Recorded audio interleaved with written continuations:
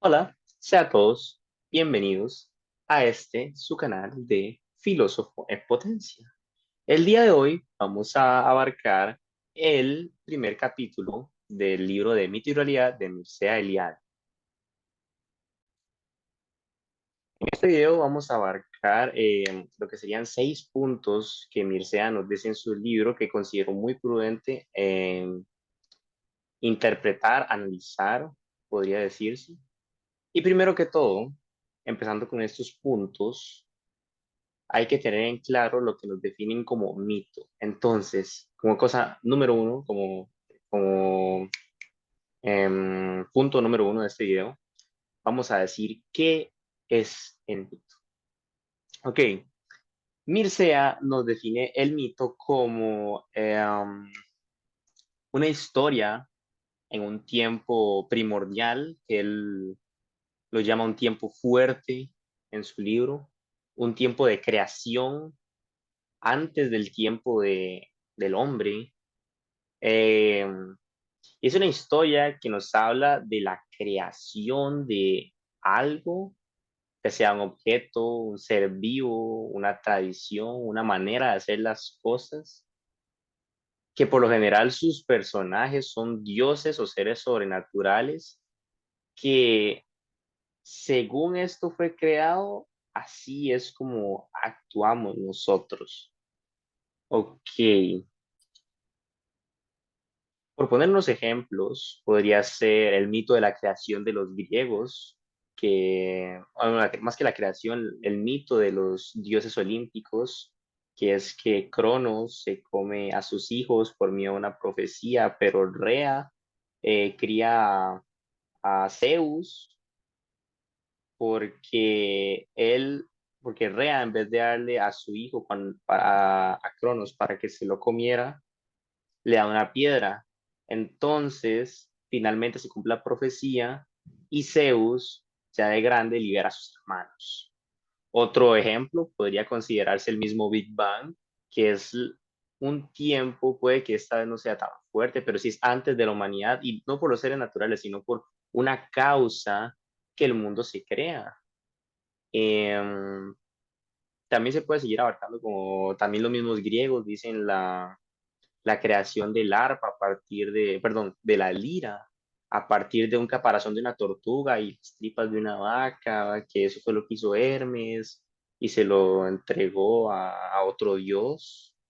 Entonces, por eso es que ese instrumento se emplea en la poesía lírica, porque es un tributo a los dioses y más cosas por el estilo. Y así muchas más historias se pueden encontrar a lo largo de las culturas y civilizaciones de otros tiempos. Como segundo punto que me gustaría abarcar en este video, eh, sería lo que el autor denomina como los cargo cults, que los cargos cultos, como su traducción literal sería, son una serie de eventos que surgieron en diferentes comunidades indígenas a lo largo de la historia. Los casos más, como decirlo, importantes surgieron en África y en islas de Oceanía, en todo el archipiélago. Em, Como ejemplo de esto, para que quede más claro, em, se encuentra lo de una tribu en el Congo que acostumbró a quitar los techos de sus casas porque se decía que sus antepasados iban a bajar, bueno, iban a venir del cielo e iban a rociar riquezas desde el cielo, el mismo ejemplo que está hecho en el libro de Eliade, que iban a dejar caer riquezas del cielo, los antepasados. Como otro ejemplo que podríamos decir de esto, es uno que surgió en Nueva Guinea, que los indígenas de ahí dejaron de trabajar por una visión que tuvo un señor, por una supuesta visión que tuvo un señor mayor antes de perecer, en la que él decía que iban a venir sus antepasados en un barco de vapor con un montón de riquezas para el pueblo. Entonces, los indígenas dejaron de trabajar y quemaron sus antiguos objetos de ceremonia propios de ellos. También empezaron a consumir una droga llamada cava y hacer danzas nocturnas, porque esto fue lo que se contó de la visión del Señor Mayor. Entonces, son esta serie de eventos a los que se le denomina los cargo cults o en español los cargos cultos. Que para ser más específicos, esto sucedió en 1919, en el suroeste, más concretamente en Nueva Guinea, y también fue conocido como la locura de Bailala. Como tercer punto, me gustaría abarcar una sección que Eliade nos deja clara, muy clara en su primer capítulo, que es la importancia para la sociedad, para el hombre, o sea, la importancia de lo que él denomina el mito vivo, que el mito vivo es muy, muy importante para la sociedad, ya que a partir de este se le puede dar una explicación al mundo tal y como es. Y esta justificación se complementa a sí misma cuando usted le pregunta a una persona, ¿por qué esto es así? ¿Por qué esto es de esta manera? Y lo más probable es que le va a responder una frase como, no sé, porque siempre se ha hecho así. Entonces, el mito, por lo general, se va traspasando de generaciones. Y es este mismo comportamiento el cual le da una justificación al mundo. También la importancia de este radica en que el mito está siempre muy, muy, muy, muy absurdamente ligado con las cuestiones morales, bueno, la moralidad vista desde la ética, morales de las culturas y de todas las civilizaciones. Casos en los que el mismo mito y el poder y la religión están todos entrelazados, con cuestiones como cuándo actuar, de qué manera actuar, cuándo no actuar, de qué manera no actuar, cuándo dar duelo, cuándo callar, y todo este tipo de cosas están sumamente ligados, absurdamente ligados con el mito. El mito vivo, claro. Esto se puede ver evidenciado en la misma religión judio-cristiana, que usted puede ver los comportamientos morales que tienen estas personas eh, sobre sus juicios y siempre lo justifican porque así están las escrituras y porque así fue como lo hizo Jesús. En algunos casos se puede justificar así. Entonces, para que este punto se pueda ver más claramente, se puede tomar todo lo que es el ejemplo de lo que forma la religión judio-cristiana. Como cuarto punto que me gustaría tocar en este video es lo que Eliade le llama la historia verdadera, que la misma historia verdadera es el mito como tal. Em, el mito, como historia verdadera, es reversible, es sumamente incuestionable por todos sus seguidores. Más bien, si usted está cuestionando el mito, a usted se le señala por cuestionar el mito. El mito no se cuestiona, el mito siempre es verdad en estos casos para sus culturas. Y se le atribuye esta cuestión se atribuye su propia veracidad con una frase tan simple como aquí está. Digamos que hay un mito que habla sobre la creación de un lápiz. ¿Cómo usted puede decir que el lápiz existe y que el mito es verdadero? Véalo, aquí está. Este es el lápiz y por eso su mito es verdadero. Entonces, con la misma realidad se justifica el mito. Así que se puede ver como que cada cultura vive dentro de su propia mitología, de su propio mito, de su propia religión. Por esta misma justificación, podemos seguir dando ejemplos. Como alguien dice que, planteemos que hay un ejemplo, que hay una historia, un mito, que probablemente lo haya, que hable de la creación de los perros. Entonces, aplicando el mismo concepto, el perro existe porque ahí está el perro, usted puede ver el perro, lo cual es lo que le atribuye esa misma cuestión de veracidad. ¿Cómo yo puedo justificar que la lluvia existe? Porque vea, ahí está, hay un mito que habla de la lluvia y ahí vea, ahí está la lluvia. Entonces, el mito es verdadero porque la lluvia existe. Y así puedo seguir ejemplificando mil cosas.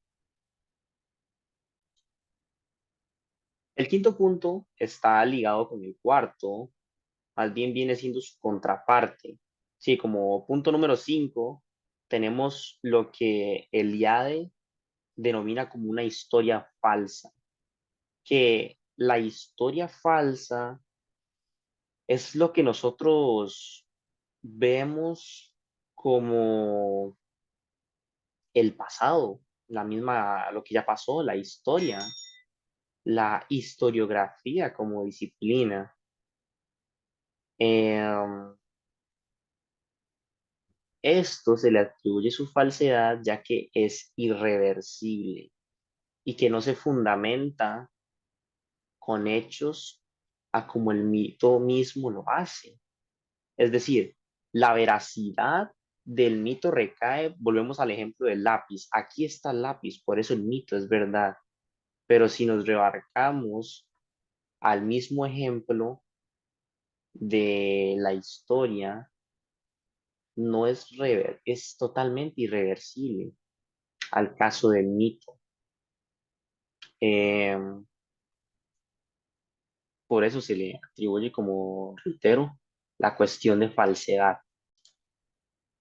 También ligado a este mismo punto, se justifica mejor su falsedad porque la historia es contingente. Uy, el, el outfit se me cae. Ay, ahí va, ahí va. Es contingente, es totalmente contingente la historia como tal, porque se puede ver como algo que pudo o no haber pasado. El mito no, el mito pasó sí o sí, porque se evidencia. Por más que se trate de evidenciar la historia, el pasado, lo que ya pasó, no deja de ser contingente. Y volvemos a lo mismo, pudo o no haber pasado, y lo cual le quita totalmente su factor de veracidad en comparación al mito. Y como sexto y último punto que voy a tocar en este video, me gustaría abarcar lo que se entiende por conocer el mito.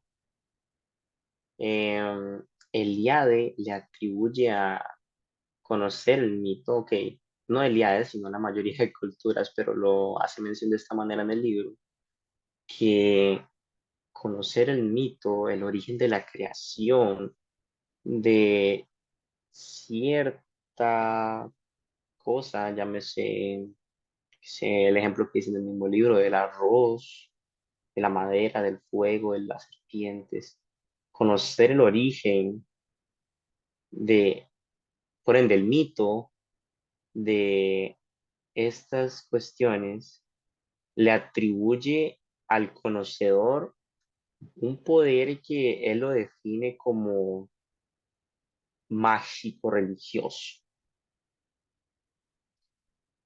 también hace una muy, muy fuerte mención en que no es correcto emplear el conocimiento o el poder mágico religioso de algo sin antes conocer o saber o tener alguna mínima idea o haber hecho un ritual del mito como corresponde.